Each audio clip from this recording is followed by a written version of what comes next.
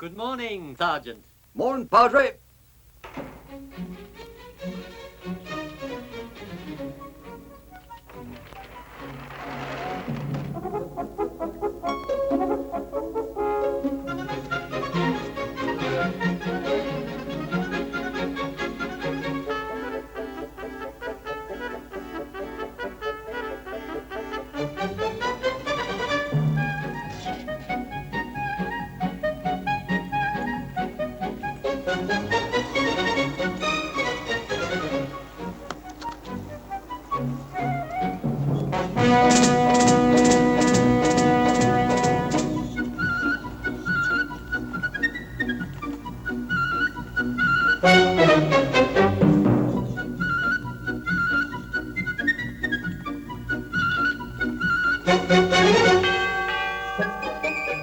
It looks like an awfully good day, eh? Well, bye, Tommy.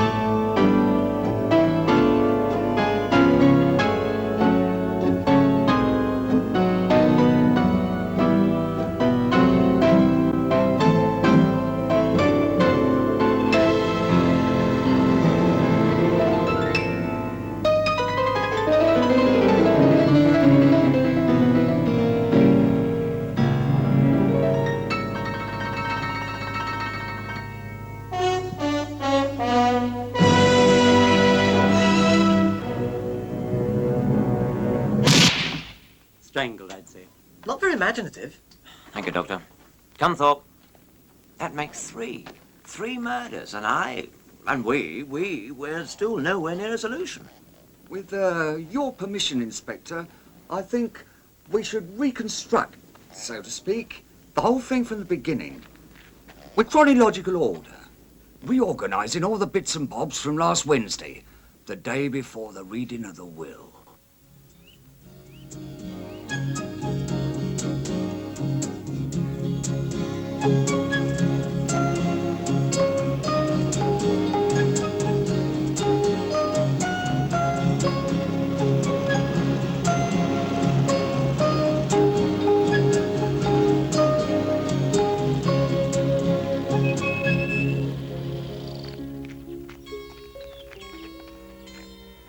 Welcome, your ladyship. Oh, Barbara! Oh, darling child. Hello, Aunt Gladys. How are you? Did you have a pleasant trip? Perfectly abominable, darling. My son drives like a village idiot. Georgie? Georgie, you haven't greeted your cousin Barbara. How are you, Barbara? Hello, Georgie. Peter, I hope you remember the night table. Of course, your ladyship. It is already in your room. I wouldn't have forgotten your favorite table. Three-legged? Precisely. Ah, well. The first to arrive, I am. Yes, Auntie, but the others should be here any moment. Oh, I don't mind. I'm rather glad to be able to have a word with you in peace. Naturally, you already know the dispositions of my brother's will. No, I haven't the vaguest idea. Really, dear, I appreciate your discretion, but you were the only one that cantankerous old goat could bear to have near him. Oh, actually, in the last 6 months, I didn't see him more than 3 times, if that. He shut himself up in the observatory with his telescope, day and night. And when the time came, he even dictated his will there, directly to the solicitor. I see. And tell me something. Did he learn about his daughter before he died? That she was expecting a child, you mean? Yes. But he didn't say anything about it. You know what he was like. Yes. I wonder if the thought of Isabel's brat softened him to the point of leaving everything to her after she abandoned him to marry that failure. Oh, Anthony isn't a failure. He's a very intelligent man. Not very practical. But I suggest we change the subject because here they come.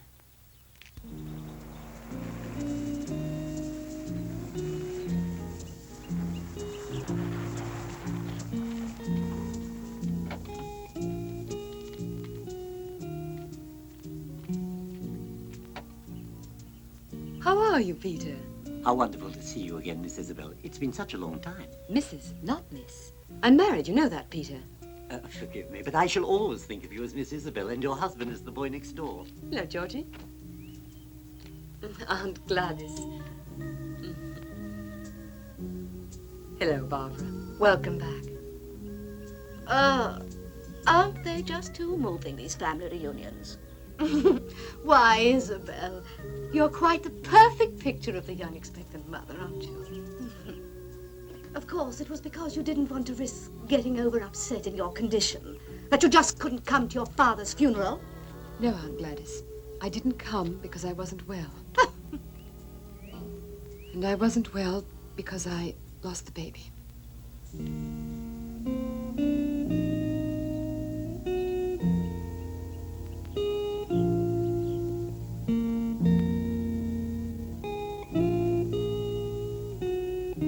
I'm so sorry.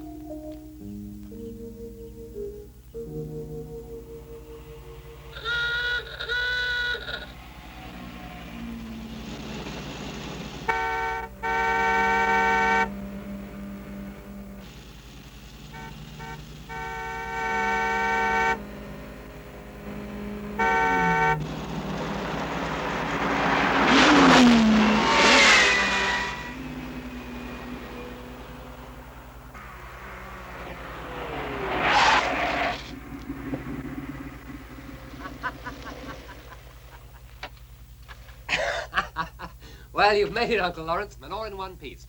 You lack the sporting instincts of a gentleman, Ted. And it's quite deplorable.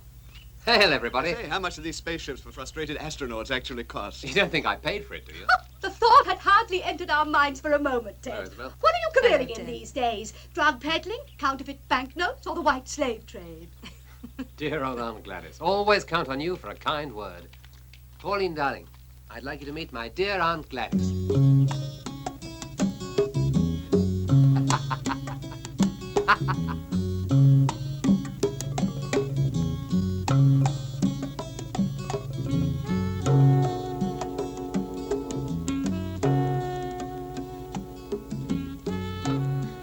I suppose someone may appreciate your attempt at humor, my boy, but may I remind you that this is the family home and not some sordid motel. Oh, Uncle, that's no way to talk of a lady.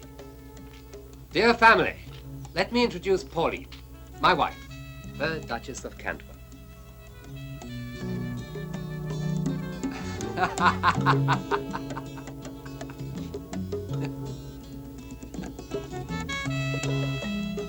It would have been worth marrying her just to see your faces at this moment.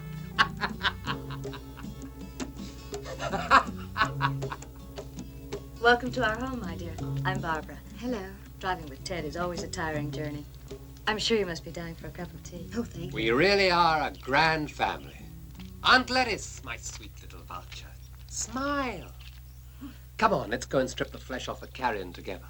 We can tear each other to pieces later. How delightful.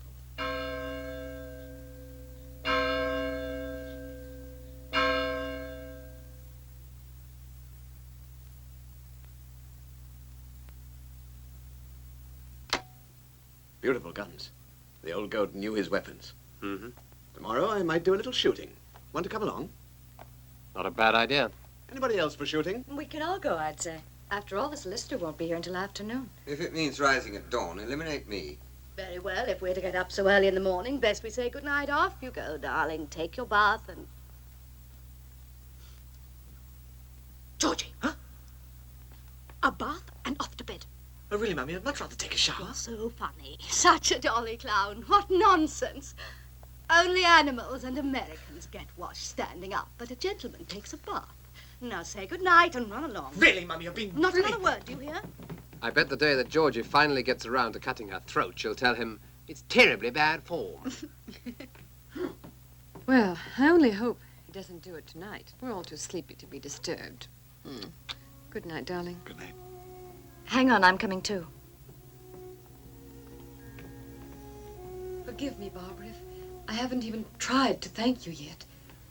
It was wonderful of you to stay with Daddy right to the end. Oh, it wasn't any great sacrifice, Isabel. Though the rest of the family thought I did it just to get something out of it. You know, I really didn't care very much for your father. You're the only real human being that's worthy in this tribe, Barbara. And I only hope that Daddy remembered you in his will, the way you deserve. Anyway, I want you to know that there is always a place for you in this house. Thank you, Isabel. Good night, Barbara. Good night, Belle.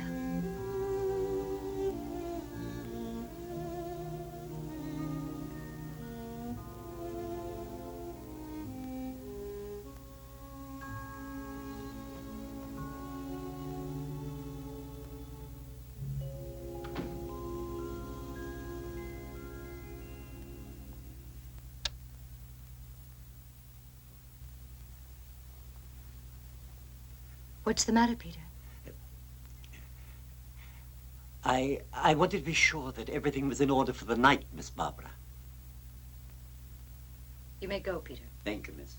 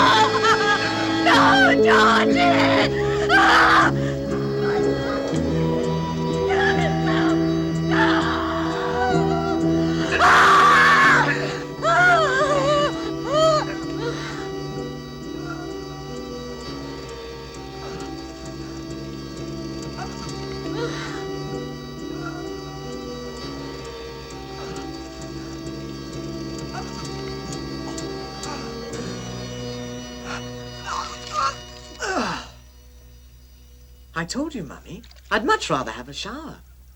Ah, criminal! No. I want to see you die! I was only joking!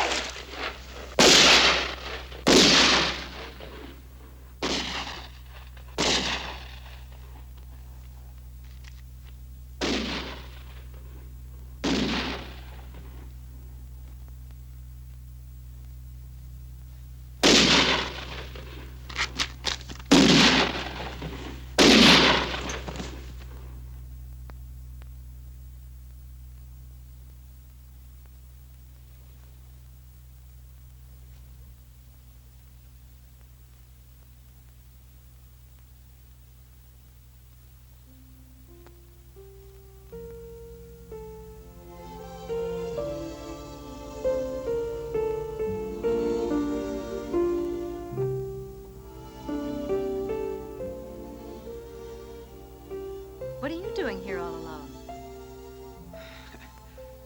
Oh, I'm getting old. Before you stands an aged poet looking into the mirror of time. Well, tell us. What does he see? Well, I see two children hiding. Here, holding hands. A voice calls to them. Remember what a shrill voice Isabel had when she was a little girl? Barbara, hurry, come here!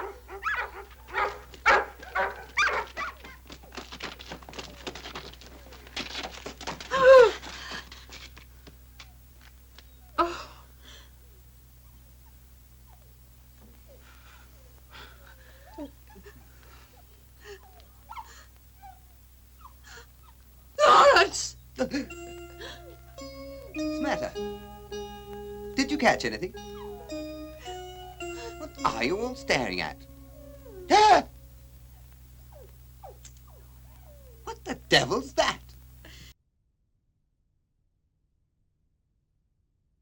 Georgie! Georgie. Georgie. Come here this instant. Come here, you robbed beast! No. Georgie!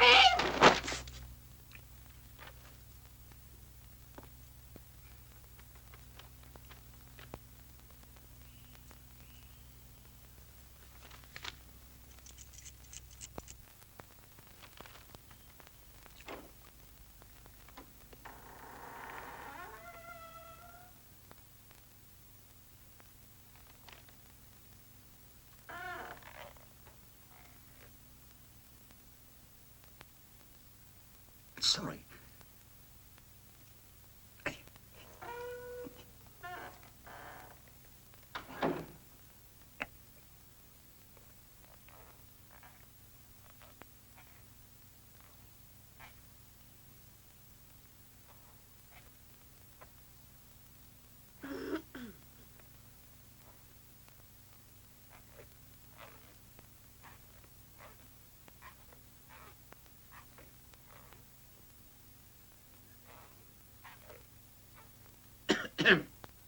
Shall we begin?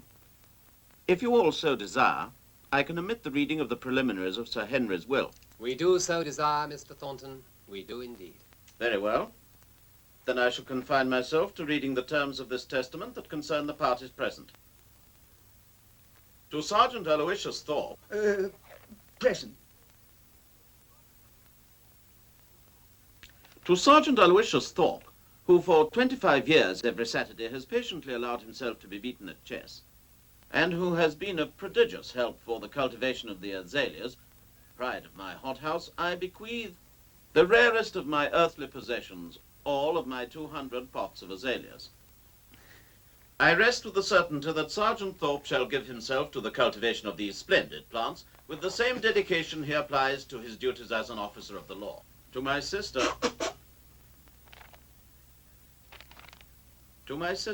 Lady Gladys Victoria Campbell, and to her son, George Harold Gregory, 4th Viscount of Glenborough, to my brother, Lawrence Brown Carter, heir to the barony of Vale and Lord of Middlerun, and to my nephew, Theodore Collins, Duke of Cantwell, I leave a bequest of inestimable value to which I hope they will dedicate fitting care.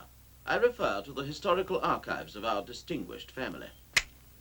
From these they will learn, and I trust with salutary effects on their damned snobbery, that our fortunes derive from a certain Captain Johannes Carter, enriched by illicit slave trading. Our ancestor, I am certain, would have been delighted to know that the documents which speak of his lurid history are to end up in hands so similar to his own. To my daughter Isabel, I bequeath the wedding ring and personal effects formerly belonging to her mother. As for my personal wealth, she demonstrated her contempt for it by leaving this house against my will. I feel it fitting, therefore, to respect her sentiments by not leaving her a penny. With all due respect, as witnesses, I must ask you to hear out the final stipulation of Sir Henry's will.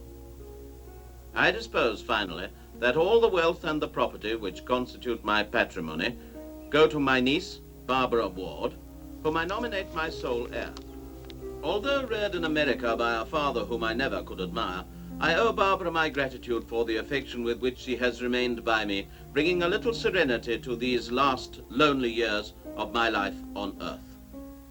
Being of sound mind and body, I hereby sign and seal this, my last will and testament, 15th of January, 1970, Henry Carter, 2nd Baron of Vale. That rotten old son of a... Ted!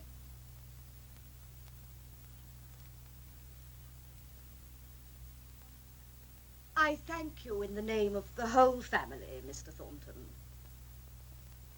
I'll see you out. Oh, thank you. Good day to you all.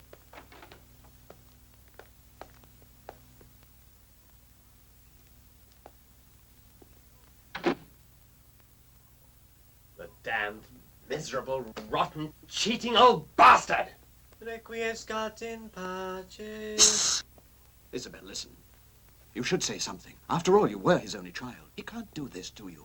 Well, he has done it, and I expected it. We were so much alike. Oh, darling, it's not the money I'm thinking Oh, about. It's... no. Of course not. Oh, you keep out Don't of be this. such idiots.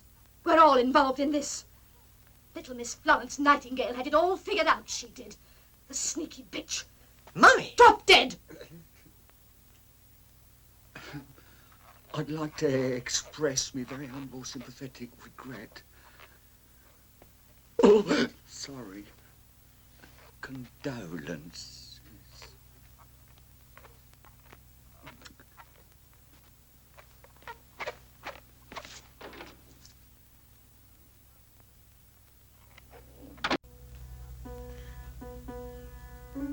Barbara's very young.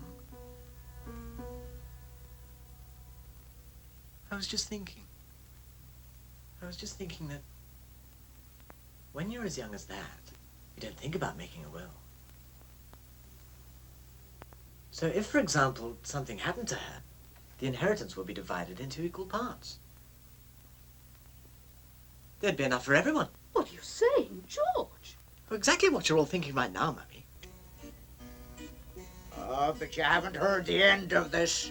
I'll contest the will. I will. Oh, well, now, come on. You're not being fair, good pastor. It's not my fault if Sir Henry decided like he did. Take your 200 plants and be off with you right away, out of my greenhouse. He didn't will you that. But I can't go pulling them out of our house now. It'd be sure death. They are pretty. You really deserve to marry. Oh, very well, then they can stay. Oh, thank you. You just remember that for me, them flowers don't exist any longer. You got that? Yeah. I'm wiping them out of my life.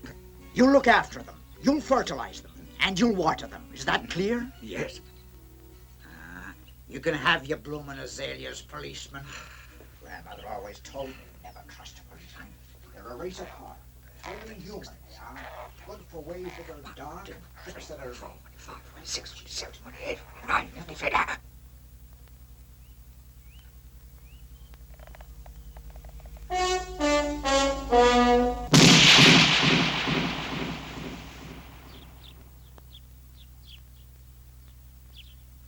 Well, at least, for once, nobody will be able to say, the butler did it. Georgie, I warned you. And you promised not to do it again. But, Mummy, it wasn't me. You mean it was you, did it?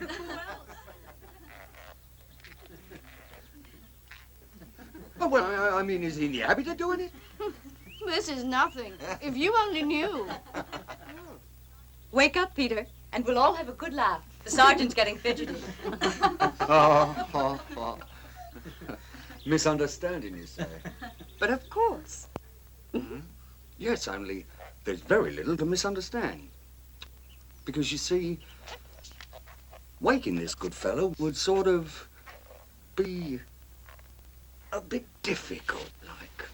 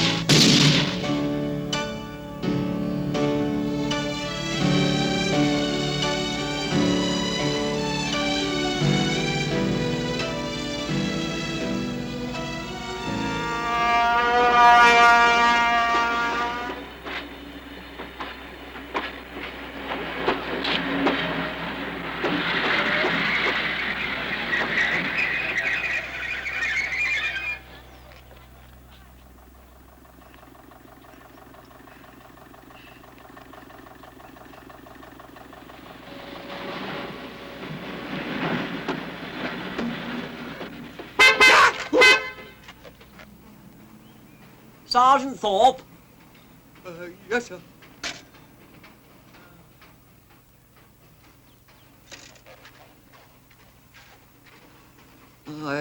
I really thought you were getting here by train, sir. Fortunately, we do have 1 or 2 cars left in Scotland Yard. Dr. Carlyle, the police doctor. Sir? Sergeant Higgins, our scientific expert. Hi. Now, would you show us the way to the Carter estate, please? Yes, sir. Be glad to.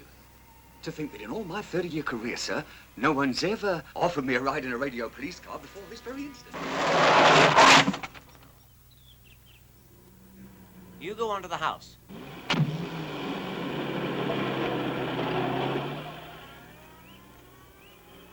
Miss Barbara Ward? Yes? I'm Detective Inspector Gray. Scotland Yard, I suppose. Naturally. How do you do? Please excuse me. I've been doing some gardening, trying to get my mind off what's happened. The whole thing has shaken me up terribly. Yes, I understand. Is there, perhaps anyone you suspect? No, not in the least. Peter was a member of the family, you might say, directed the household for years, and was well liked and respected by all the servants. I am convinced that the murderer was someone from outside the house, Inspector. A burglar Peter caught in the act, or perhaps even a poacher. We have a lot of them around, you know. Yes, in fact, various elements do indicate an outsider. All the same, I'm afraid I'll have to ask you some questions, miss. But Sergeant Thorpe has questioned everybody. I don't think Sergeant Thorpe is particularly competent for this kind of investigation. It's beyond directing traffic. As you wish, then I'm at your disposition. Get down!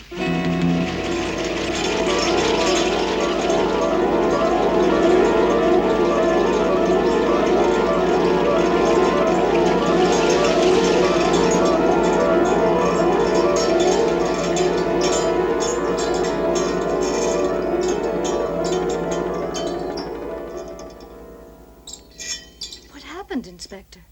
I have an unpleasant feeling someone took a shot at you, Miss Ward, from the look of this round little hole. But that's not possible. I didn't hear a shot. Right. They must have used a silencer, obviously. And we can't even be sure where the shot came from. Did you see anyone hanging around, Thorpe? What? Nobody. But, Inspector, you surely can't think that someone in My the dear house... young lady, I've never heard of poachers using silencers. Have you? Besides, the shot came from above. What's up there? An observatory, Miss Ward? Yes. Toward the end, Uncle Henry turned to astronomy as one might to religion. He slept here and had his meals sent up to him by the dumbwaiter. He lived like a hermit, refusing visitors and family alike. He spent practically all of his time without ever leaving this room. No one's been here at all since his death. So it seems. Inspector, sir! Well, what is it, Sergeant? With your permission, sir, I think I found the pistol. The one they shot a while ago. I think it's a Mauser made in Germany from the shape, Miss Barbara. The pistol? Where is it? It's no longer there, sir. Sergeant, have you found it or haven't you? I guess it would be better for one to say it's no longer where it was.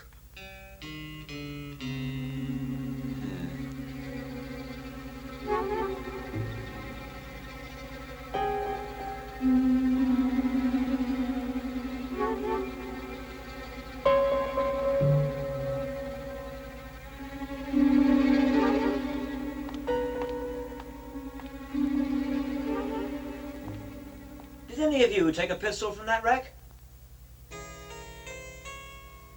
Did any of you see someone else take a pistol from that rack? Does anyone suspect that someone may have taken a pistol from the rack?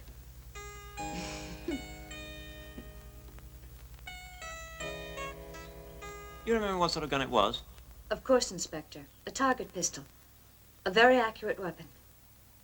Not too accurate, fortunately. Georgie! Georgie! Sergeant... Thorpe, Thorpe. Aloysius Thorpe. You do take shorthand, of course. Very frankly, sir, no. No matter.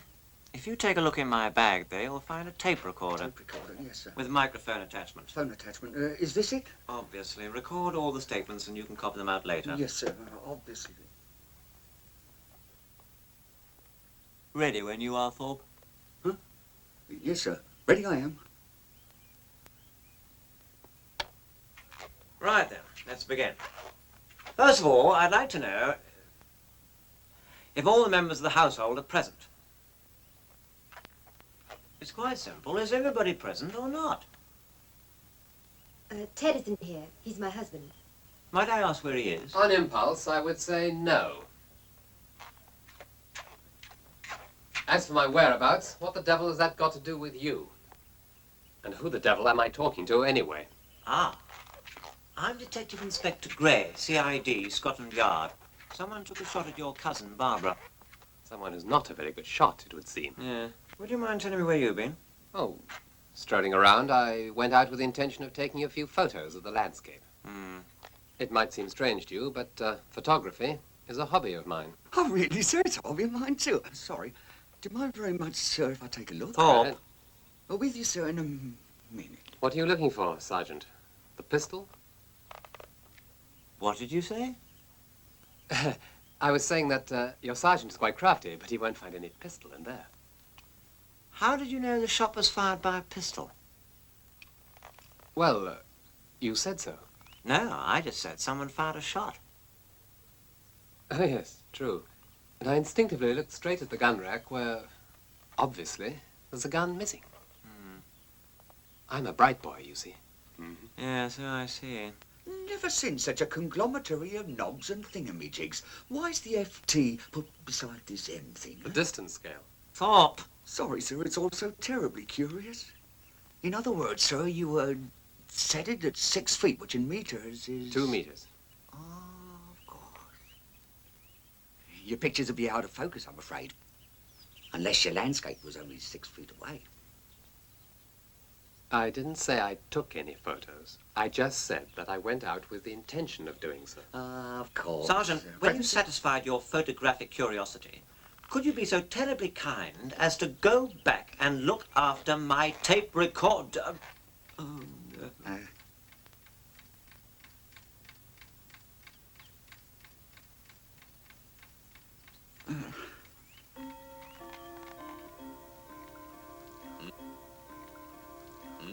Irresistible. Yes, quite. Barbara, this cake is absolutely delicious. Could I have some more whipped cream, please, Mummy? Of course you can. Lawrence, do you mind passing the cream, please? At once, my dear. And Ted, please. You're not helping yourself, Barbara. It's not like you. Try to eat, darling. You've hardly touched a thing. What is it, Barbie? I hadn't noticed, but you do look a little pale, dear. Quite. Is something wrong? Well, the dessert's not poisoned, that's for sure. Will you please stop it? When I think that one of you here, no later than this morning...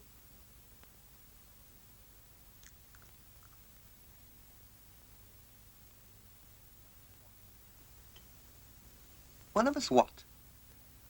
What the hell do you mean? She's joking, of course. Aren't you? Oh, yes. Please forgive me. I'm a little overwrought. Self-control, darling, self-control. Whatever will the inspector think of us? The inspector was thinking he might even take more advantage of your excellent hospitality, to the point of asking if you may stay the night.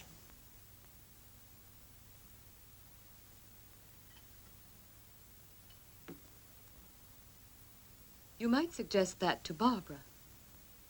She is the lady of the house now. Certainly, Inspector, if you think it might help. Yes, I think it'd be most opportune. Shall we go into the library for some coffee?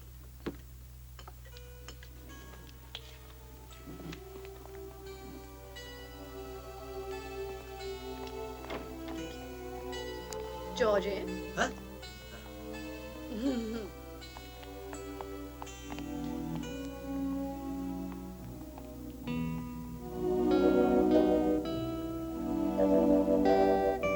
Arthur. Whiskey.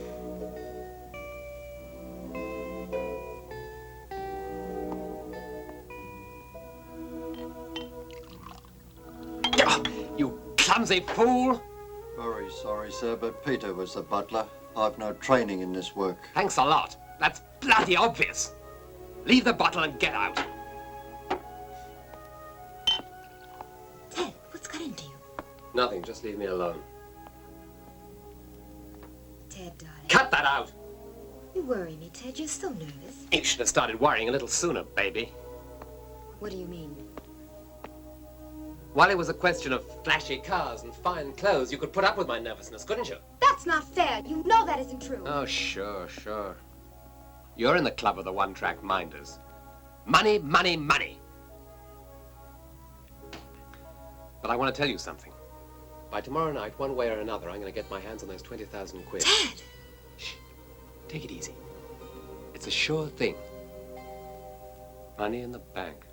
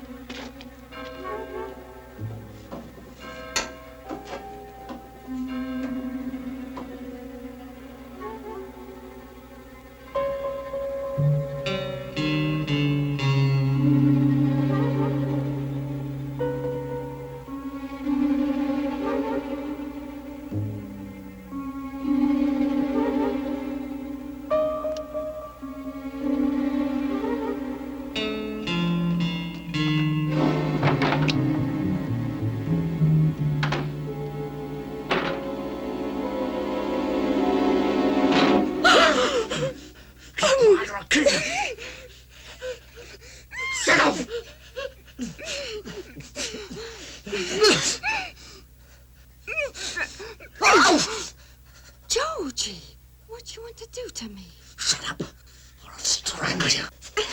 No, Georgie! Are you trying to tell me, by any chance, that you want to get me to bed? That's right.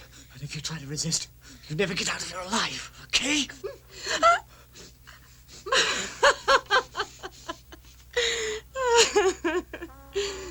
Oh, hell.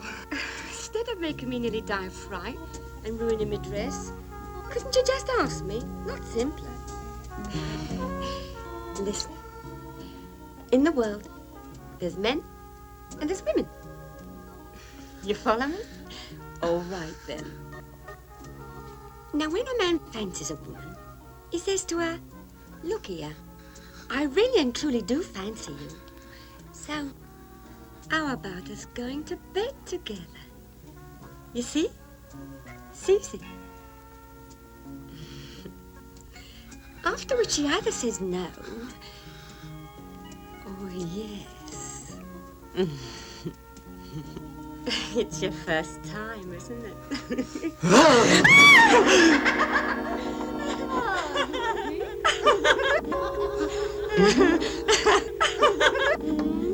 Georgie,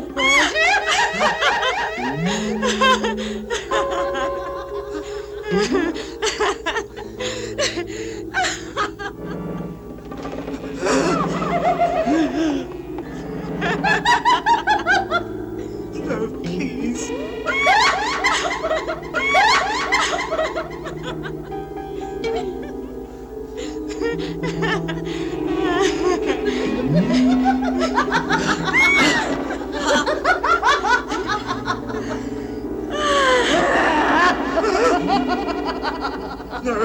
No, I beg you, Mommy. No! No, don't. No! No, I beg you, Mummy. No! No! Mummy, no. I won't do it anymore, I promise. Please, no. No!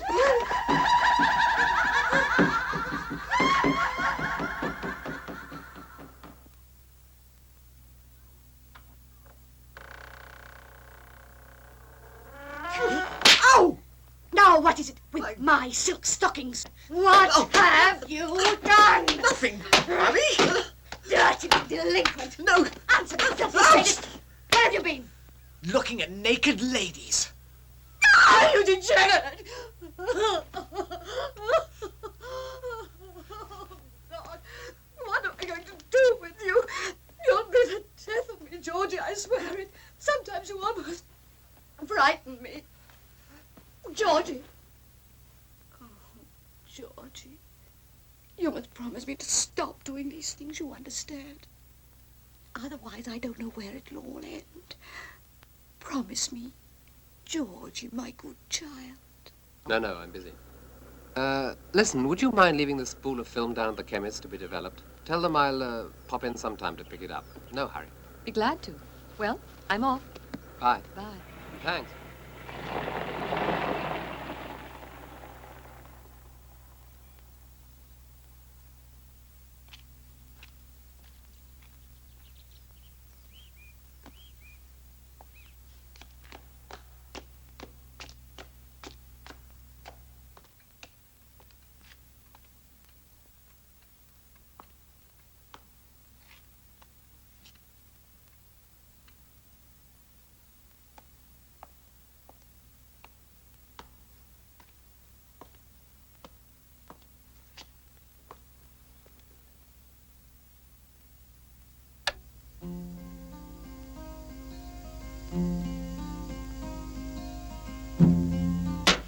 Like I said, got to strip the whole engine down. Oh, how long will that take? Well, there's the weekend coming up. We'll have to leave it till Monday, I'm afraid, miss. Oh,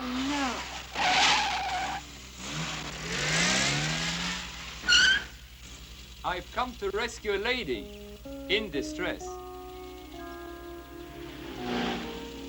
Obliged. Only that I'm going in another direction. So am I.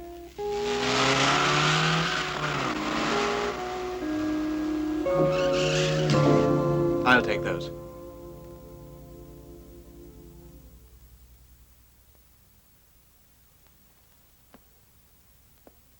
I was beginning to worry about you, Isabel. I'm sorry. That old rattletrap of ours has broken down again. And this gentleman was kind enough to give me a lift home. I thought we might ask him to stay for tea. Why not stay for dinner?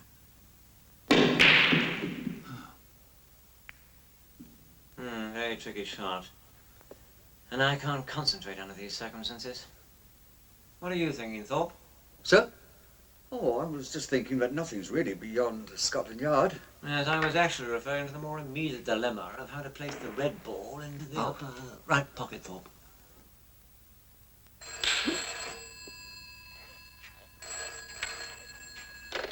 Hello? Oh, Scotland Yard, sir. Ah, don't move anything. Inspector Gray speaking. What? Who is this? How dare you ask? How dare you? Sergeant, some old mad woman on this phone who wants to know how far we've got with the investigation. Oh, the operator. It's Maybelle, the town's telephonic snooper. If we don't make her listen at all, she's liable to drop the connection with your call to the yard. I'll arrest her. Has everyone gone crazy around here? In England, not at the blast of Anderson. Maybelle? Thorpe? Oh, just fine. Nope, you're about as far ahead as we are. But he's tracked down every possible clue.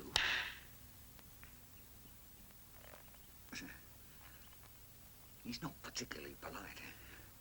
We can talk on it, but first the call to the yard, eh? No, he don't mind. You can listen if you like. Scotland Yard, sir. Ah, how kind. Hello? Yes, Gray speaking. Did you get the information I wanted? Good. Yes, go ahead. Marvellous. Mm-hmm. Wonderful. Thank you. Good news, sir. Unaccustomed as I am to anticipating results, Thorpe, I feel I can say that I'm very, very close to the point of solving this case. Lovely. Lovely indeed. Right. Yes, my dear Thorpe, the moving finger having pushed the right buttons set into motion the wheels of criminal research, uncovering the blackguard behind the bush. Bush, sir? Right. Mr. Ted Collins, the young man who just happened to be strolling around the park at the time of the attempt on Miss Barbara's life, has a police record.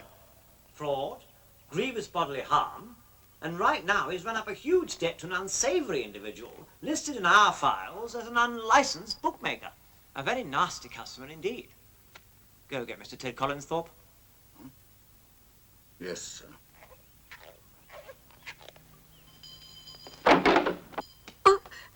At last, somebody efficient here. Oh, excuse me, Inspector, but there's something very strange going on. Mr. Ted's room is locked from the inside. I knocked and knocked, but no one answered.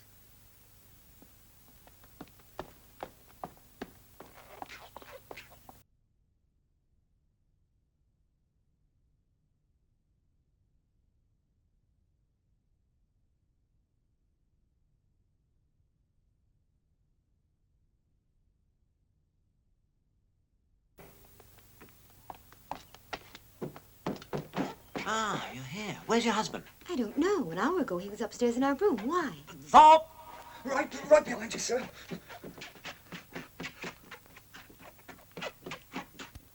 In here.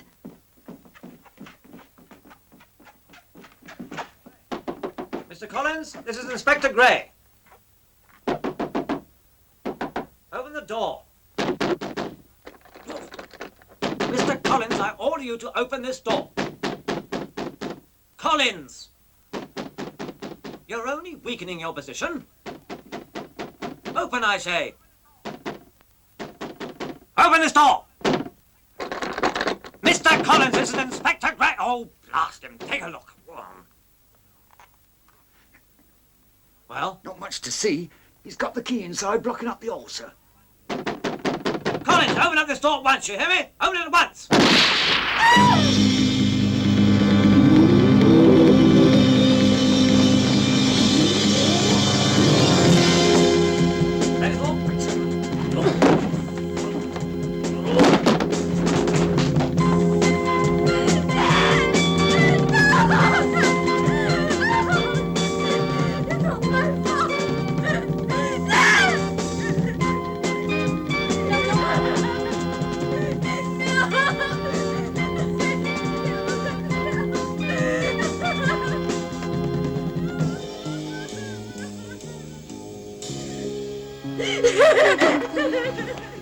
It's all my fault. I didn't Yeah, mean take it away, please. Pistol. Yes, just as I thought.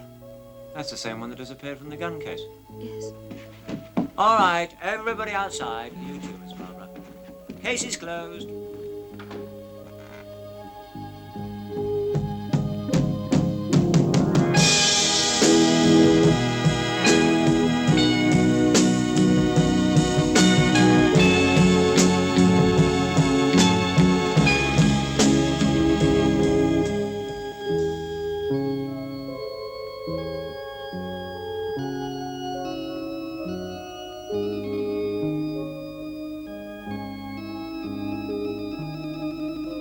Come along, please. Now, don't stay around. The case...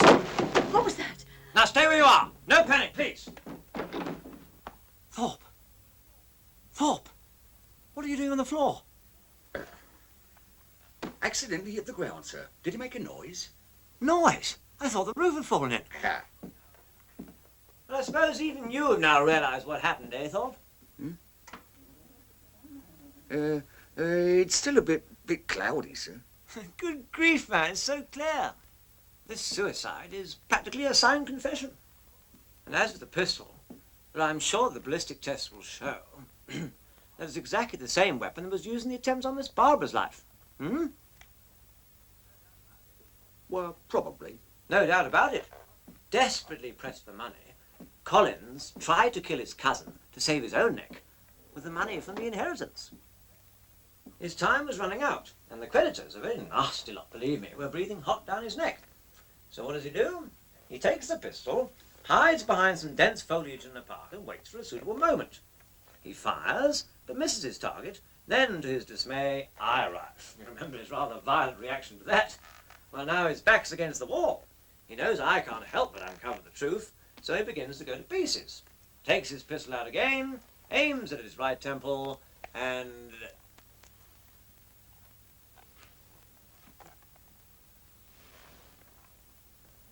and he killed himself. Did the butler kill himself too, sir? The butler?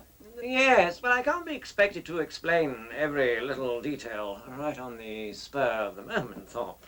However, I've no doubt that I shall find a perfectly logical motive for that murder too. Thorpe! Thorpe! What the hell are you doing now? Thorpe! Thorpe, are you mad? What are you doing down there? Back in a minute, sir. Don't move, whatever you do. Don't move.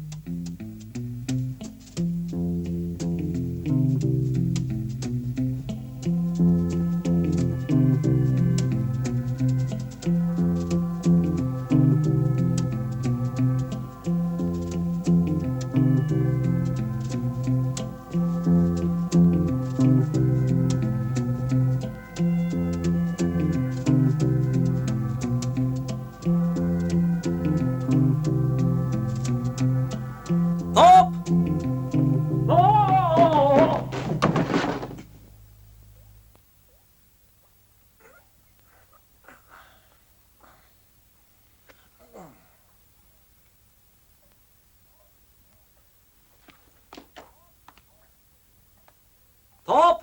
Oh, present, sir. Thorpe! Oh, here he is, sir.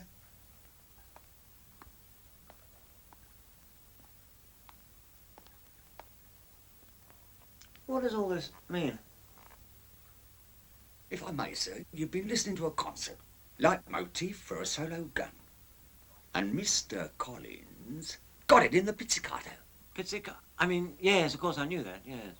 Well, tell us your theory first, Sergeant, as you see it. Now, we got a killer that purposely locks Collins in his bedroom. Why? So's to plan it that we don't find out he was killed at least 2 hours earlier. Collins was killed with a silencer. Remember those drops of resin, or what do you call it, that muck up the muzzle when you use a silencer? Yes, yes, of course. Yes, Go now, on. the killer takes the weapon and plants it on Collins to make it look suicidal. He locks and leaves the key inside the door, then ups the sound of the speaker. Now, mind how the dumb waiter gets down the chute to where? The chute to where? To a nifty little tape recorder, all set up, on which the killer manages to record the pistol shot, eh? To get through the whole recording, our killer had an hour's worth of tape, and so, by placing the shot halfway through, there was ample time to mix him with the others and give Collins the way to blow his brains out. But when I didn't hear his body so go kerplunk to the ground, it put me to wondering a trifle. Very good, Thorpe. Quite elementary, of course, but, you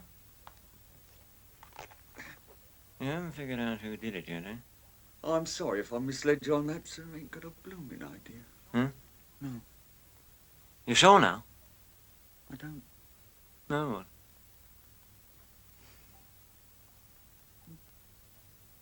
There.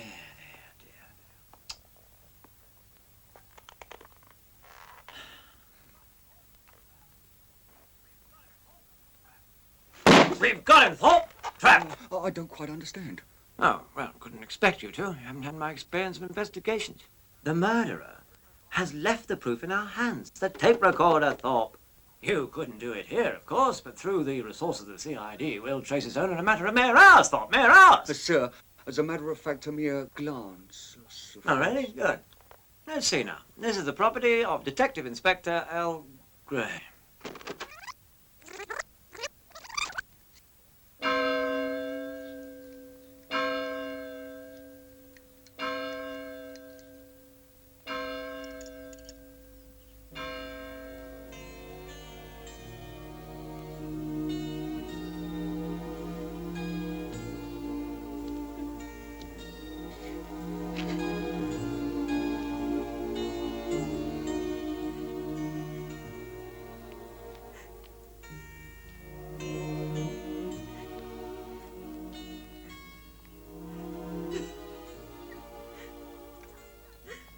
Do have some tea, dear. Don't touch me! I don't want any of you to come near me. You frighten me. You must try to get a grip on yourself, Pauline. Sure, and I should just stand here like you, sipping my bloody tea. When I know that someone in this house murdered my husband.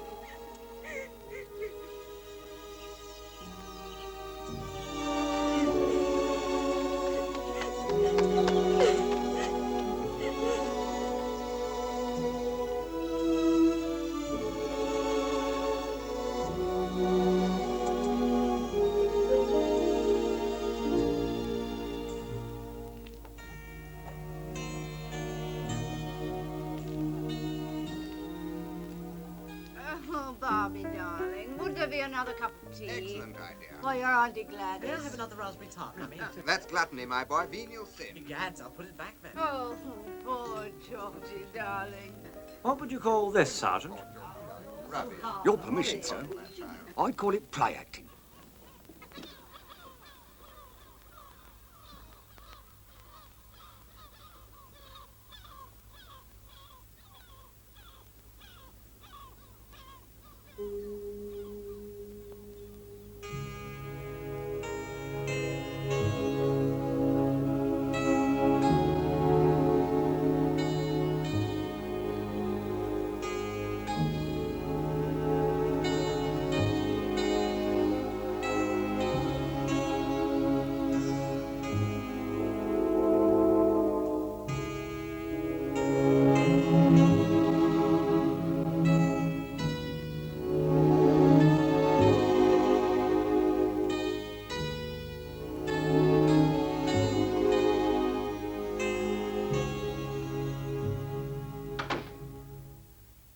Barbara.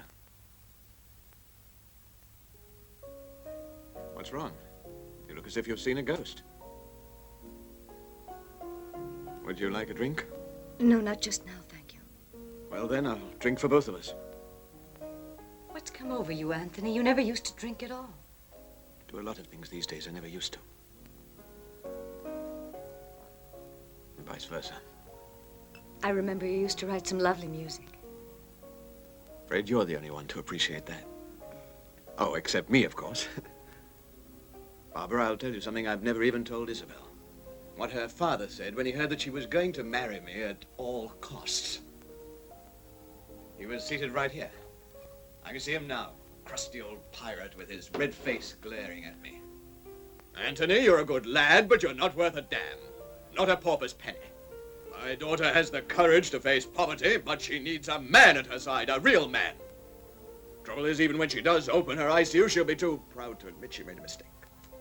Anthony, you know very well Uncle Henry was morbidly jealous of Isabel, no matter whom she No, married. wait, I haven't finished yet. He also told me something else.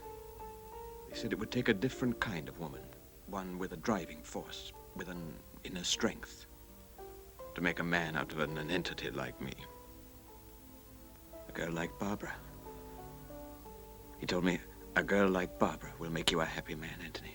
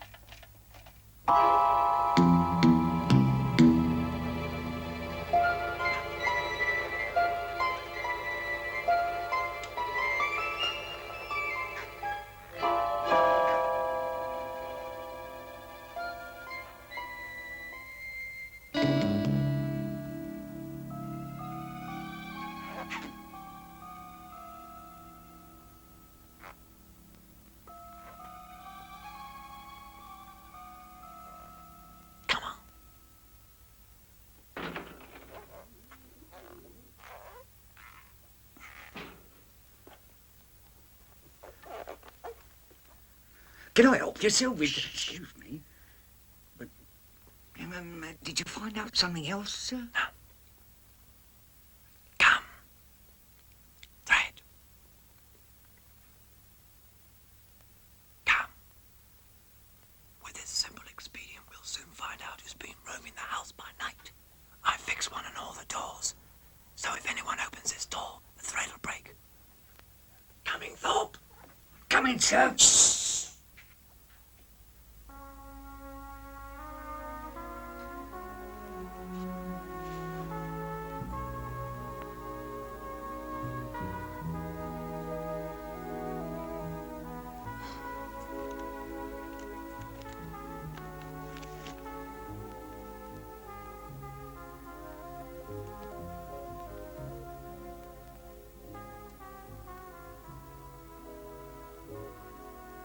I forgot a receipt that I should give to Pauline. It was Ted's, really. You think I should give it to her now? Hmm? Fine, dear. Whatever you like. I suppose it's boring, but I didn't realize I could go spend the night out and you couldn't care less. Why, Anthony? I trust you, that's why. It should make you happy. Oh, yes, I'm just so damned happy, dear.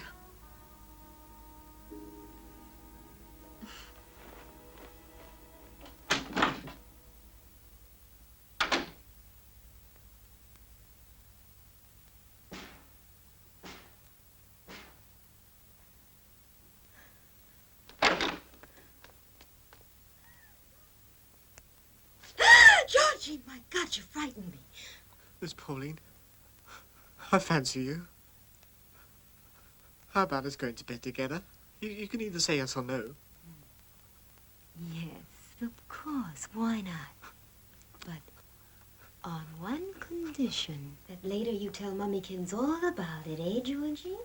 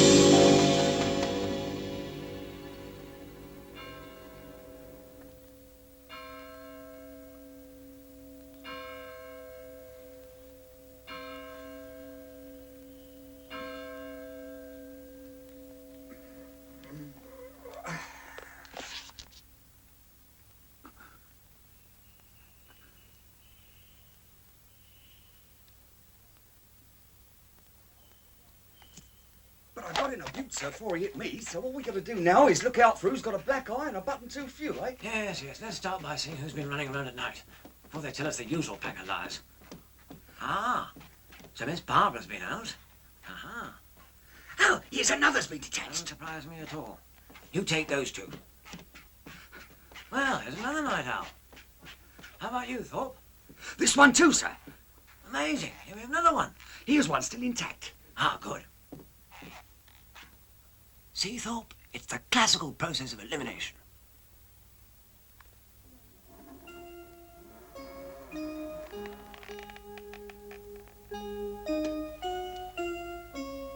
I say, would you be kind enough to tell me the meaning of this infernal din at such an ungodly hour?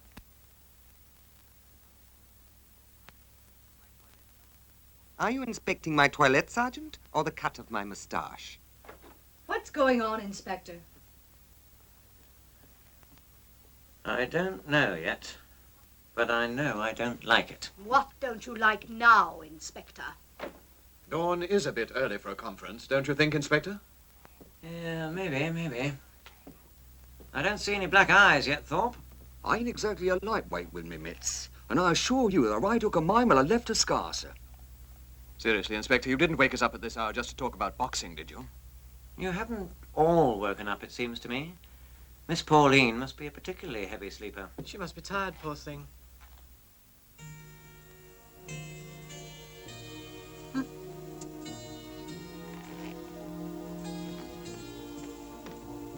Mrs. Collins? Mrs. Collins? Would you kindly open?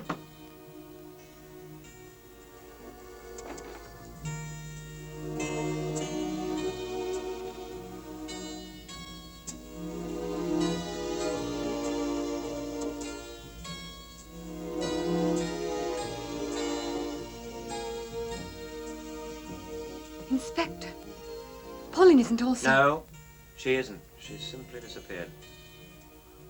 Well, Thorpe?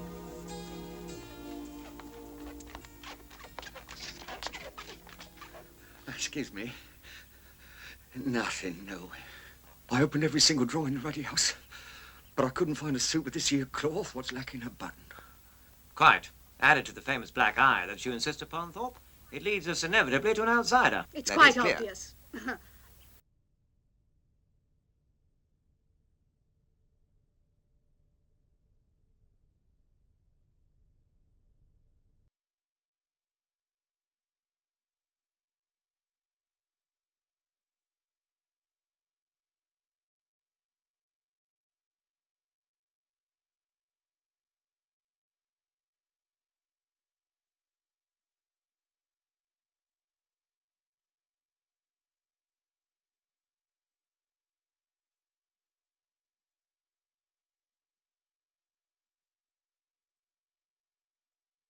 That bawdy woman had an accomplice.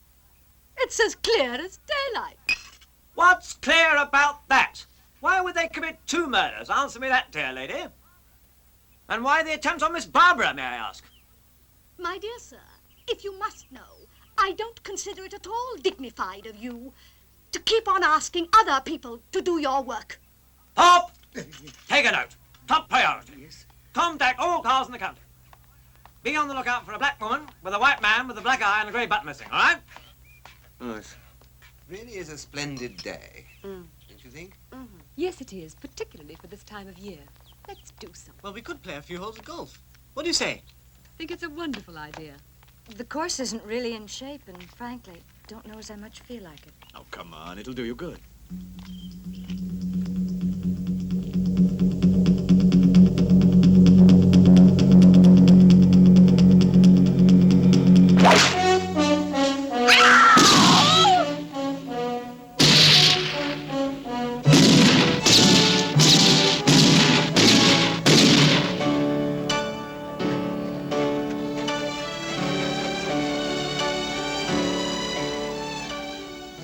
Strangled, sir.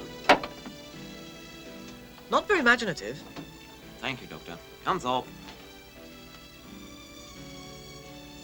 3 murders, and we're still nowhere near a solution. With your permission, sir, I think we should reconstruct, so to speak, the thing right from its beginning, with chronological order. We could start with Wednesday, sir, which coincides with the reading of the will. Thorpe, I've already filled in 10 rather expensive little notebooks, and I know even less now than I did at the beginning.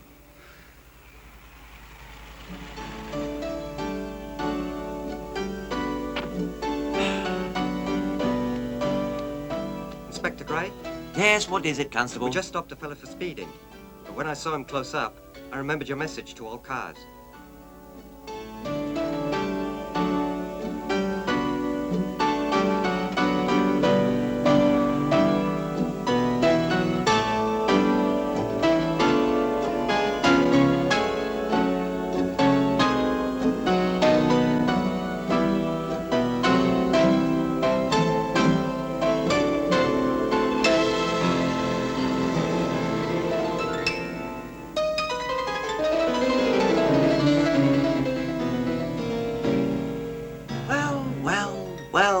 who's here. Ah, missing link.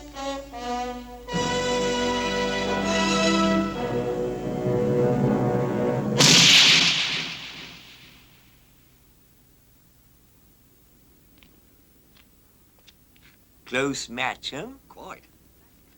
Ah, congratulations, Sergeant. I see your right hook was as good as you said it was. Well, you ain't no softy yourself neither, sir. Listen here. Listen. What's it about? What's all What this do you about? want with me? What do we want with him? All right, I admit. I exchanged a few punches with a copper. Making a big fuss over it, aren't we? Well, I'll say you know very well that's not the principal charge. Really? Then what is? Premeditated murder, sir. 3 murders, in fact. You must be joking. No, not unless you have a perfectly good explanation of your presence in the house last night. Isabel, I'm sorry. I'd go a long way to save a lady's reputation, only I couldn't risk murder to do it. Explain yourself, Sonny Jim. Last night I made an appointment that morning to be together with... Exactly how do you mean together? We were in a room on the ground floor till early this morning, clear. Quite. When I was about to leave, the lights went out, and you know the rest. I'm sorry. What do you say to that, madam? Miss Isabel, what do you say? Last night, I only went out of my room to give Pauline the receipt for the photographs that Ted asked me to have developed. I haven't the slightest idea why this gentleman has chosen to embarrass me in this way. He's lying. How can you say that? I had only seen the gentleman on one occasion, and that was yesterday afternoon. You know that's not true. I don't know why he's lying, but he is lying. Isabel, for God's sake, what are you saying? You've got to tell the truth. Isabel!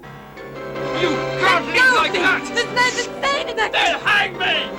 No! Isabel! Isabel! Tell them the truth! Tell them! Isabel! Isabel!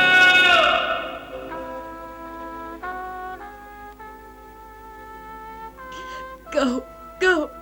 Oh, darling, I only want to get you something to wear. You can't go around in that state. Now, let's see what I have. Here. There's nothing like a change of clothes to help a woman's morale.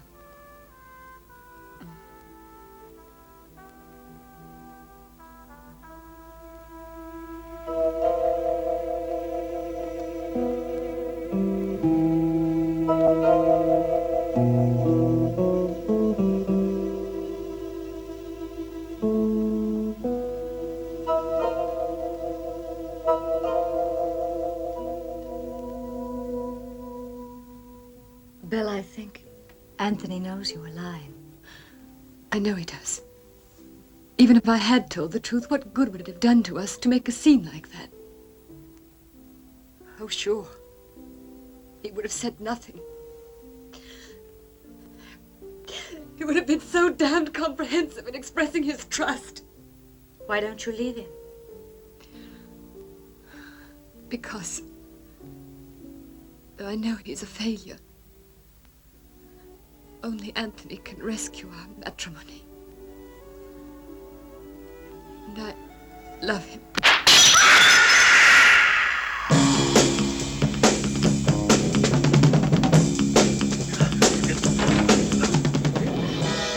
Miss Barbara! No. It's Isabel.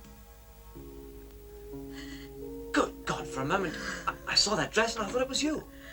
No, it's Isabel, Inspector. And I'm the one who killed her. What?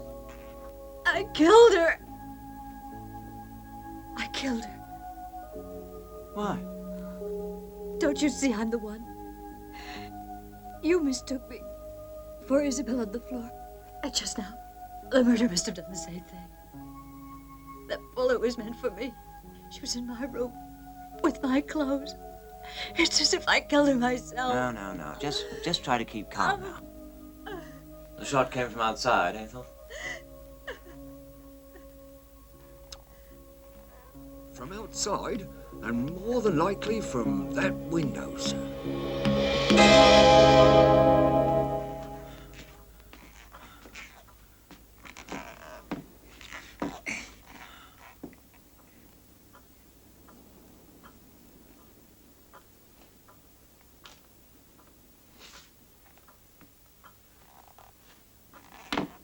Keep off the floor, Thorpe. Yes, sir.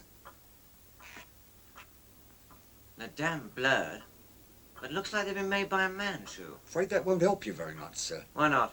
Well, nowadays it's stylish for a lady to wear a man's shoe. I'm referring naturally to the golf course, sir. Well, that's obvious, Thorpe. Yes, sir, quite.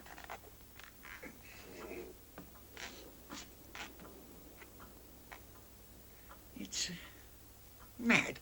Oh, nothing, sir. It's just that... Doesn't it strike you like there's something funny in this here room? Funny? How? Don't rightly know, sir. It's like a sensation, know what I mean? Oh, what do you call it? An intuition, sir. Like there's something that's different now from what it was. Oh, well, naturally, the window's open. Probably. Do keep a clear head, Thorpe.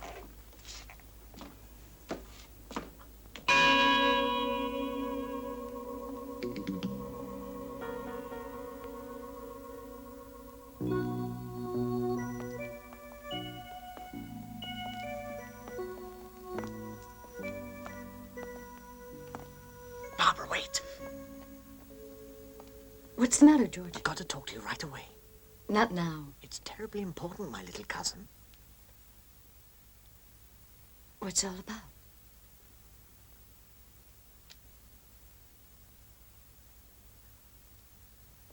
No, not here. Somewhere quiet. Somewhere no one can hear us. Barbara, don't you trust me? I trust you, George. I have to trust somebody, otherwise I'll go out of my mind. Well, it's terribly important. Meet me in 10 minutes down at this table. Nobody ever goes there. Okay. Oh, Barbara. Mind you don't say anything to the inspector. It's in the interests of the family. Yes. Yes, sir, I know they're one of the leading families in the land, and up till now I've used all possible tact and discretion. But if they go on lying and covering up for each other like a bunch of thieving gypsies, then I'll lock up the lot of them. Sir.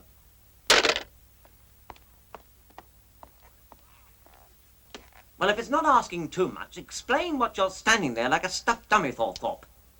Wake up, man! What? Oh, sorry.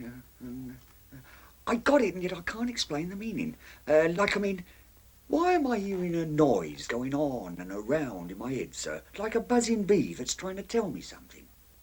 What do you have in your head, Thorpe? A brain or a bloody beehive? Do you think that with 4 murders to solve, I've got time to start worrying about your damn buzzing noises, you hobnail country yokel bumpkin?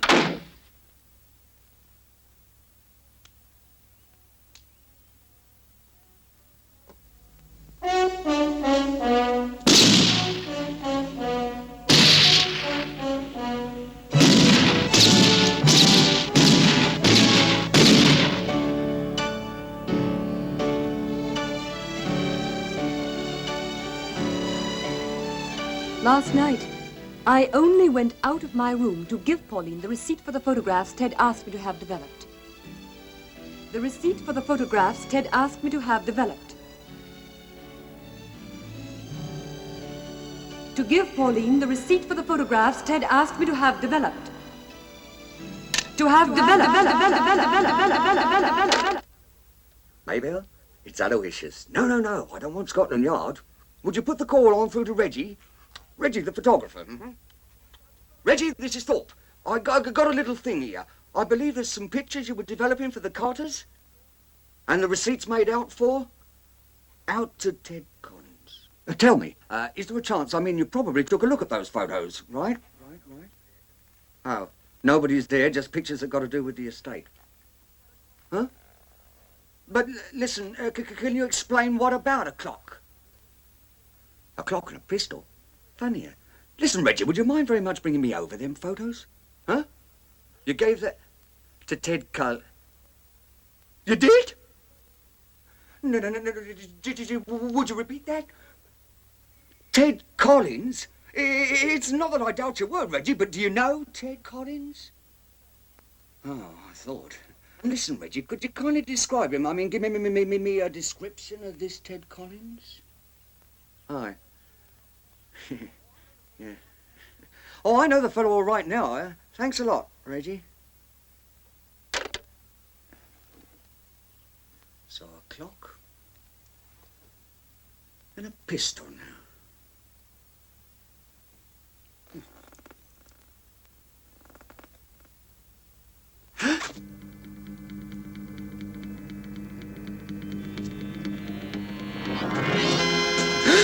Pardon.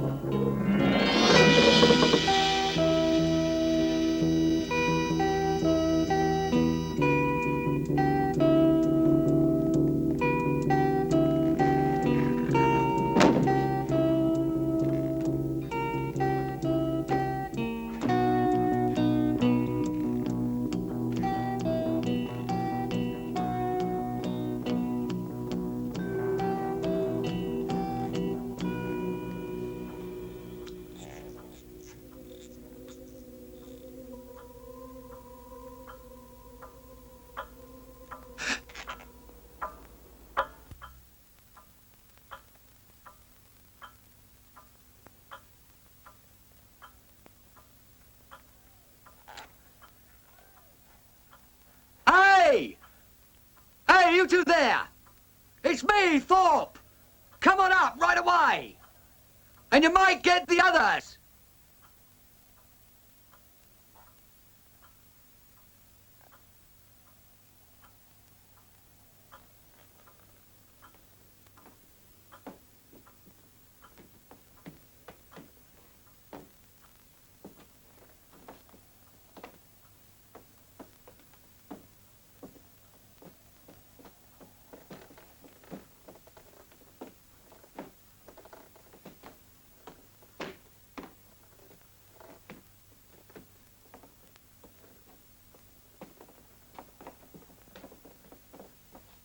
Oh, please take a seat, everyone. I mean, there's no sense standing around now, is there?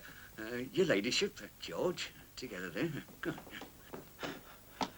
What's the meaning of this? What the devil's going on, Thorpe? Nothing, sir. Nothing, sir. Forenoon, not a blooming thing. Not before 12? Aye. Hey, that clock's working. Exactly, sir. That's what I, too, kept marvelling at. It's not supposed to be ticking, and yet it's ticking. Strange if no one's been in here for over a month. Oh, so there are ghosts here in the old family home, too? The devil in this ain't no phantasm, me lad, all right? 'Cause it's somebody in here that wants all of Sir Henry's money. Every ruddy coin. And what are you trying to do, Sergeant? Would you mind very much if I picked the murderer out? Or would you prefer to do it, sir? No. You carry on, Sergeant. And if you make a mistake, I'll correct you. Well, thanks, sir.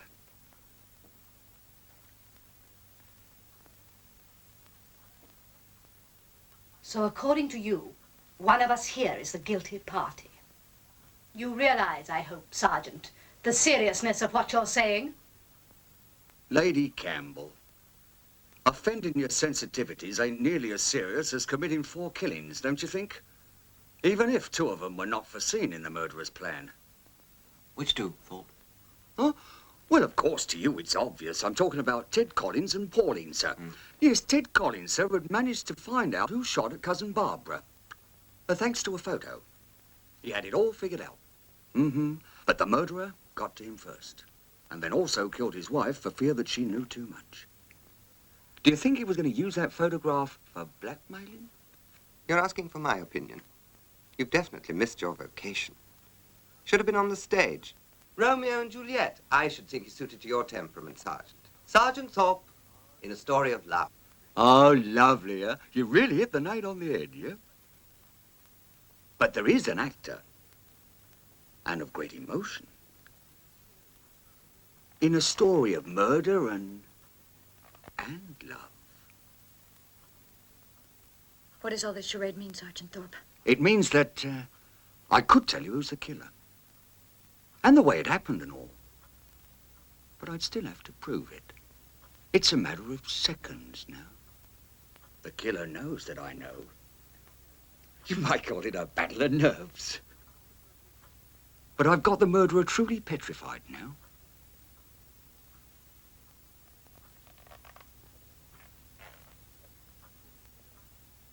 I'm really very sorry, sir, but you've got about a 30-second margin. What does that mean, Sergeant? I don't understand.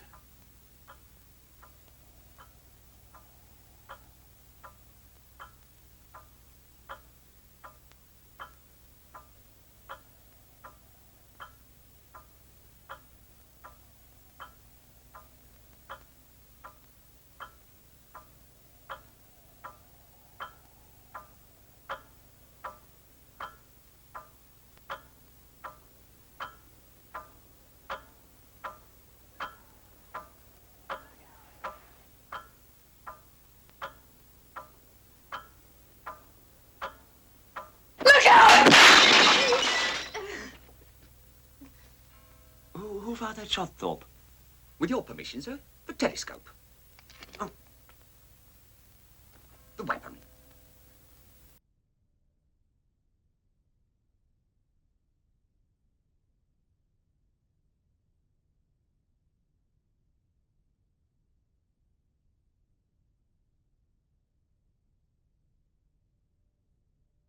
Clever, eh, Inspector? Another stretch of wire. Wire, and my journey ends inside the clock.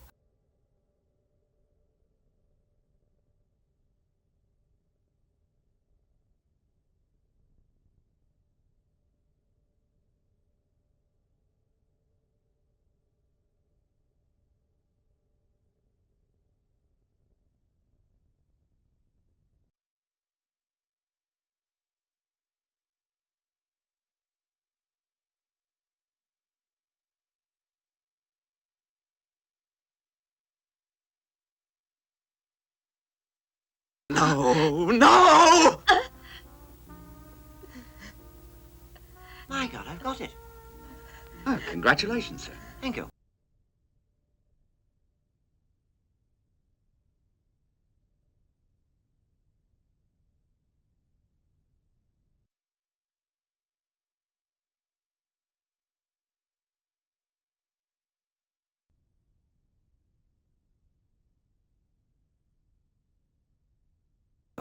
You can't fool now, George. I know you picked up them photos, passing yourself off as Ted Collins. You're not covering up for no one now, so out with them photos, lad. So that's it. Because of those photos. Huh, Georgie? Isn't that the reason you called me outside just now? Yes, that's right. And I know what you'd have given me to thank me. How did you come into possession of this photograph? Pauline gave me the receipt from the chemist shop. It was at night. She was frightened. She didn't want to be alone. But I left her because I was too afraid of Mummy. George, how could you? Oh, I could, you old vicious, bitchy bat!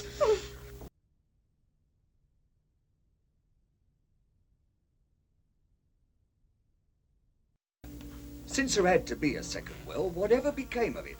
Did you destroy it? What second will, Sergeant? Well, there had to be a particular motive for the murder of the butler before the opening of the first will.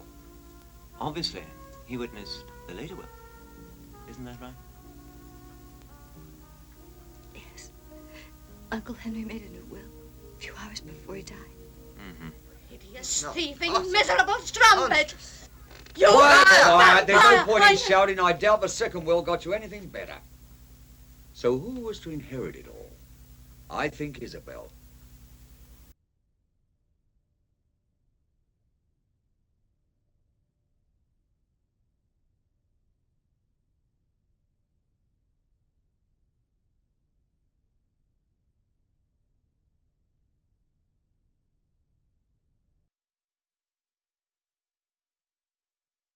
Isabel.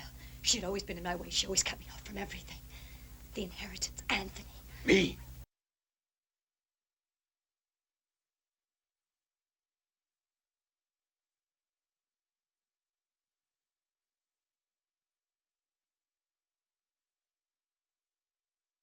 You didn't kill her for that! I killed her for you, Anthony, for us!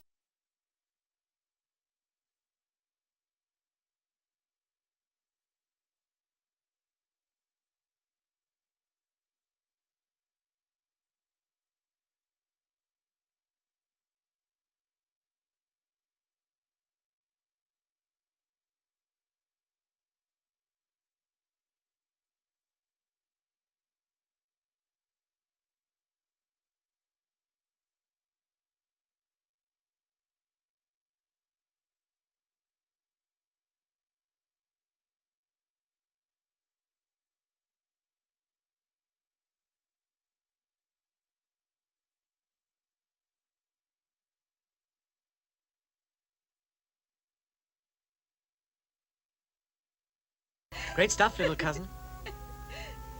What with a good lawyer and the old balance of the mind disturbed a bit, you should be back in circulation in about 10 years.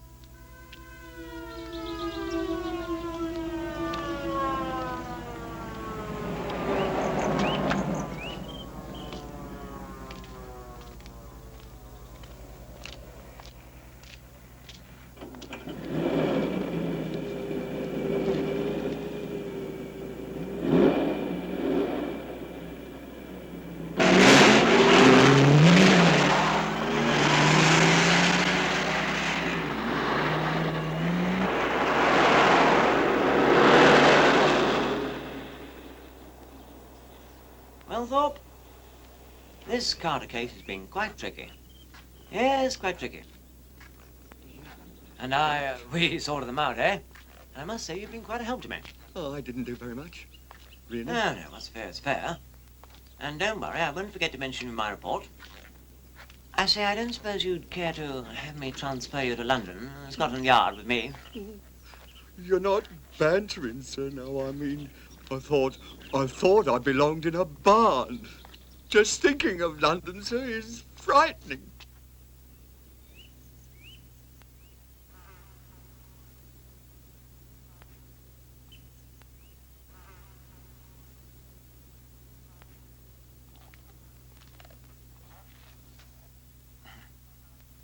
Couldn't resist one last joke, eh? Very funny. Oh, yeah. All right, lad, go on your feet.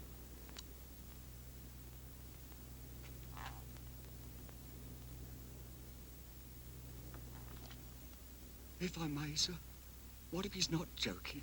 What do you mean? Supposing he really is dead. You're the expert, Thorpe. How fast can we get the hell out of here? London's 2 hours by train, sir. Right, carry on, Thorpe.